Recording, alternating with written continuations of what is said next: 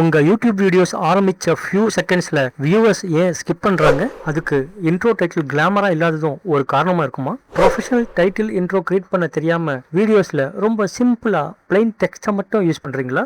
Short films, event வீடியோஸ்க்கு ஸ்டைலான title reveal video கிளிப்ஸை ஆன்லைன்ல தேடிட்டு இருக்கீங்களா?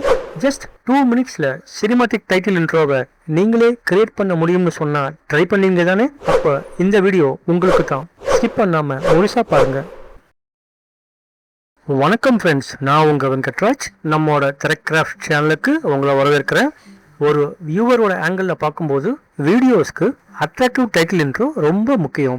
ஏன்னா first impression is the best impression சொல்லுவாங்க இல்லையா? கண்டென்ட் நல்லா இருந்தாலும் பிளைன் டெக்ஸ்ட் இன்ட்ரோ யூஸ் பண்ணா ஆரம்பமே போர் அடிக்கும். ஆனா ஸ்டைலிஷ் இன்ட்ரோ வீடியோ குவாலிட்டியை எலிவேட் பண்ணும். ஸோ வியூவர்ஸ் வீடியோவை ஸ்கிப் பண்ணாம இருக்க அட்ராக்டிவ் டைட்டில் இன்ட்ரோ ரொம்ப முக்கியம். எடிட்டரோட ஆங்கிள் பார்த்தா ஒரு எடிட்டரோட திறமை அவர் உருவாக்குற இன்ட்ரோ டைட்டில்லையே தெரியணும்.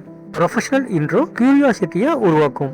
பேசிக் கட்ஸ் மட்டும் இல்லாம கிரியேட்டிவ் எடிட்ஸும் எனக்கு கிரியேட் பண்ண தெரியும்னு நீங்க வீடியோ ஆரம்பிக்கும் போதே நிரூபிக்க முடியும். மெயின் கண்டென்ட்டுக்கு சடனா போறதுக்கு முன்னாடி அமேசிங் இன்ட்ரோ டைட்டில் யூஸ் பண்ணா ஃப்ளோ பெட்டரா இருக்கும். இது இன்ட்ரோக்கும் மெயின் கண்டென்ட்டுக்கும் ஸ்மூத் டிரான்சிஷன் கொடுக்கும். கிளையண்ட் ப்ராஜெக்ட்ஸ்க்கு, அதாவது வெட்டிங் வீடியோஸ், ஷார்ட் ஃபிலிம்ஸ், கார்ப்பரேட் எடிட்டிங் ப்ராஜெக்ட்ஸ்க்கு டைட்டில் இன்ட்ரோ பிரீமியம் ஃபீல் கொடுக்கும். ஒரு யூடியூபரோட ஆங்கிள் சொல்லணும்னா உங்க யூடியூப் வீடியோஸ்ல ஒரே மாதிரியான இன்ட்ரோ ஸ்டைல தொடர்ந்து யூஸ் பண்ணா வியூவர்ஸ் உங்க சேனலை ஞாபகம் வச்சுக்கிறதுக்கு ரொம்ப ஈஸியா இருக்கும். Glow effects, motion effects, transition use பண்ணா இன்ட்ரோ டைட்டில் வீடியோ ரொம்ப என்கேஜிங்கா இருக்கும்.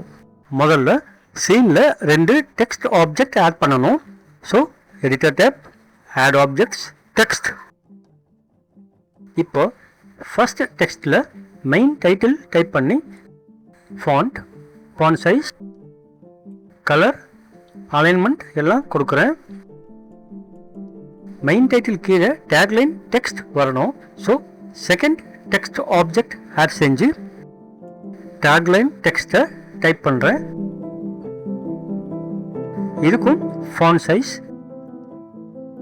கலர், அலைன்மெண்ட் எல்லாம் கொடுக்குறேன்.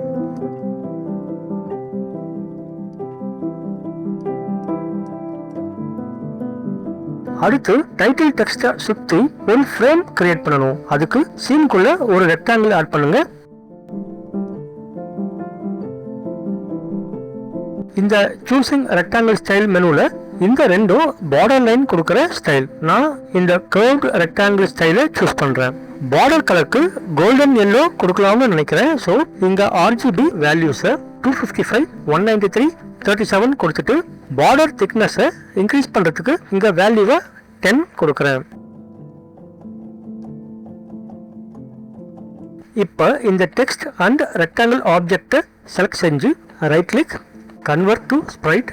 இதுல வித்தின் த சீன் ரெசல்யூஷன் ஆப்ஷனை சூஸ் பண்ணா நம்ம டைட்டில் ஆப்ஜெக்ட்ஸ் இப்போ இருக்கிற பொசிஷன் சேஞ்ச் ஆகாம சேம் சீன் அலைன்மெண்ட்ல இருக்கும்.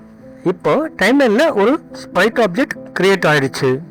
நெக்ஸ்ட் ஸ்ப்ரைட் ஆப்ஜெக்ட் செட்டிங்ஸை அட்ஜஸ்ட் பண்ணலாம். இங்க யூஸ் ஆஸ் கண்டெய்னர் ஆப்ஷன்ல நோ யூஸ் எஃபெக்ட்ஸ் அண்ட் கிளிப்பிங்ஸ்னு மாத்துங்க. இந்த ஆப்ஷனை செலக்ட் பண்ணா நாம ஸ்ப்ரைட் ஆப்ஜெக்ட் கீழே குரூப் பண்ண ஆப்ஜெக்ட்ஸ்க்கு ஓவரால் எஃபெக்ட்ஸ் அப்ளை பண்ண முடியும். அதுக்கு கீழே இருக்கிற ஷோ எஃபெக்ட்ஸ் டிஃபால்ட்டா எஸ்ல இருக்கு, அதை அப்படியே விட்டுடலாம். அப்பதான் நாம ஆட் பண்ண போற டிரான்சிஷன் எஃபெக்ட்ஸ் ரிஃப்ளெக்ட் ஆகும். நெக்ஸ்ட் பிரஷ் டிஃபால்ட்டா டிரான்ஸ்பரண்ட்ல இருக்கு, அது அப்படியே இருக்கட்டும். இப்போ எஃபெக்ட்ஸ் அப்ளை பண்ணலாம். முதல்ல டைட்டில் ஸ்மூத்தா அப்பியர் ஆகிறதுக்கு ஃபேட் இன் எஃபெக்ட் ஆட் பண்றேன். ஆப்ஜெக்ட் பொசிஷன் செட்டிங்ஸ்ல from start of the scene choose செஞ்சு ஓகே கொடுக்குறேன்.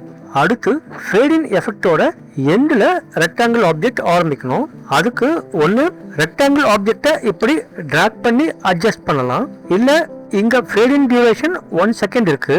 So rectangle object creation time 1 second கொடுத்து ஆப்ஜெக்ட் டிராயிங் டியூரேஷன்ல 9 செகண்ட்ஸ் தந்தாலும் ரெக்டாங்கிள் ஆப்ஜெக்ட் கரெக்டா பொசிஷன் ஆயிடும்.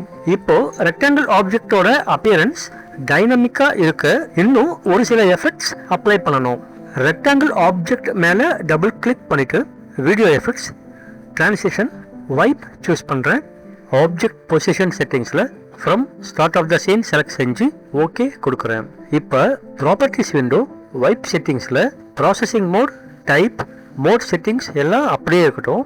டைரக்ட்லி டிஃபால்ட்டாக எஸ்ல இருக்கு, அதை நோ கொடுக்குறேன். டிரான்சிஷன் லெவல் வேல்யூஸை 100:0ன்னு செட் பண்ணுறேன். அடுத்து ஸ்ப்ரைட் ஆப்ஜெக்டை ஓப்பன் பண்ணலாம். Editor tab, video effects, transparency, fade out effect add பண்ணுறேன். ஆப்ஜெக்ட் பொசிஷன் செட்டிங்ஸில் to the end of the scene choose பண்ணி ஓகே கொடுக்குறேன். நெக்ஸ்ட் டைட்டில் இன்ட்ரோக்கு பேக்ரவுண்ட் ஆட் பண்ண போகிறோம். டைம்லைனில் ஃபர்ஸ்ட் டேப்க்கு போகிறேன். இப்போது ஆட் வீடியோ கிளிக் பண்ணி இந்த இன்ட்ரோக்கு சூட்டபிளான வீடியோவை இம்போர்ட் பண்ணுறேன். இந்த வீடியோவை ஸ்ப்ரைட்க்கு கீழே இருக்கிற லேயரில் பிளேஸ் பண்ணி டியூரேஷனை ஸ்ப்ரைட் டியூரேஷனுக்கு மேட்ச் ஆகுற மாதிரி அட்ஜஸ்ட் பண்ணுறேன். நம்ம டெக்ஸ்ட்டுக்கு இப்போ மூமெண்ட் ஆட் பண்ணலாம். அதுக்கு ஸ்ப்ரைட் ஆப்ஜெக்டை ப்ரிவ்யூ விண்டோவில் இப்படி ட்ராக் பண்ணி சீனோட பாட்டமுக்கு மூவ் பண்ணுறேன்.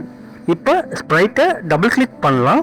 இங்கே லெஃப்ட் சைட் மெனுவில் இருக்கிற மூமெண்ட் ஆப்ஜெக்டை கிளிக் செஞ்சு டைம்லைனில் ஆட் பண்ணலாம். நெக்ஸ்ட் மூமெண்ட் ஏரோவை வீடியோவுக்கு சென்டரில் பிளேஸ் பண்ணுறேன். இந்த மூமெண்ட் ஆப்ஜெக்டோட எல்லோ ஹேண்டில் மூமெண்ட் எவ்வளோ நேரம் நடக்கணும்னு டிசைட் பண்ணும். அதை ஃபேடிங் எஃபெக்ட் முடிகிற பொசிஷனுக்கு ட்ராக் பண்ணலாம். டைட்டில் இன்ட்ரோ கொஞ்சம் சினிமாட்டிக்காக வேணும்னா பேக்ரவுண்ட் வீடியோவுக்கு கௌஷியன் பிளர் எஃபெக்ட் அப்ளை பண்ணலாம். So video effects, filters, gaussian blur, object position செட்டிங்ஸில் ஓல்ட் பேரண்ட் டியூரேஷன் சூஸ் பண்ணி ஓகே கொடுக்குறேன். That's it.